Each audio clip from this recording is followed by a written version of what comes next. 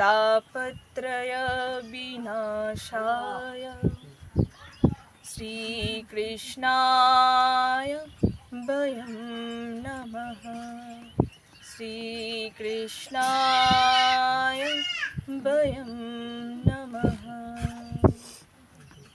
শ্রী ব্যাসদেবজি মহারাজ ভাগবতের প্রথম শ্লোকে মঙ্গলাচরণে কি বলছেন? সচিদানন্দ রূপায়।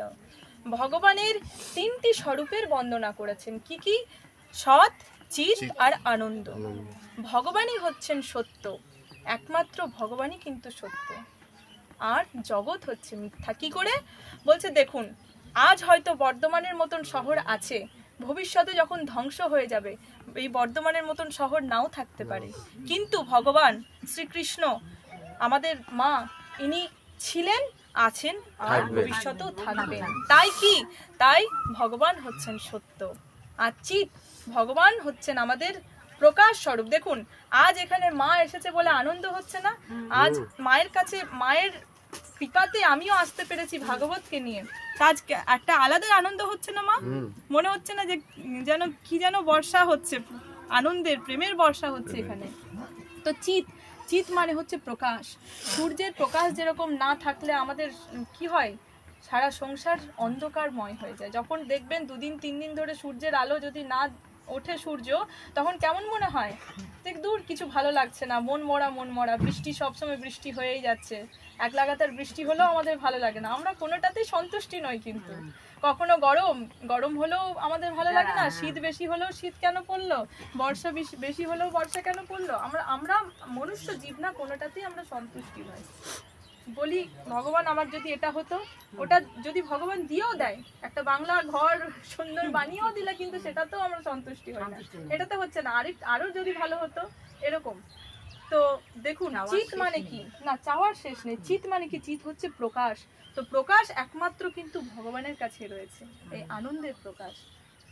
আর এই আনন্দ কিন্তু সংসারের মধ্যে আমরা যে খুঁজে বেড়াই না, পুত্রের মধ্যে, টাকার মধ্যে, ধনের মধ্যে, সেই বাইরের সংসারের যে সুখ সেইটাকে খুঁজে বেড়াই, যে সেইটাতে আমাদের আনন্দ রয়েছে, কিন্তু সেইটাতে মা সত্যিকারের আনন্দ পাওয়া যায় না। সত্যিকারের যদি আনন্দ পেতে হয় তা একমাত্র প্রভু গোবিন্দের চরণে, মায়ের চরণে, রাধারানীর চরণে, এছাড়া কিন্তু সত্যিকারের আনন্দ কোথাও নেই।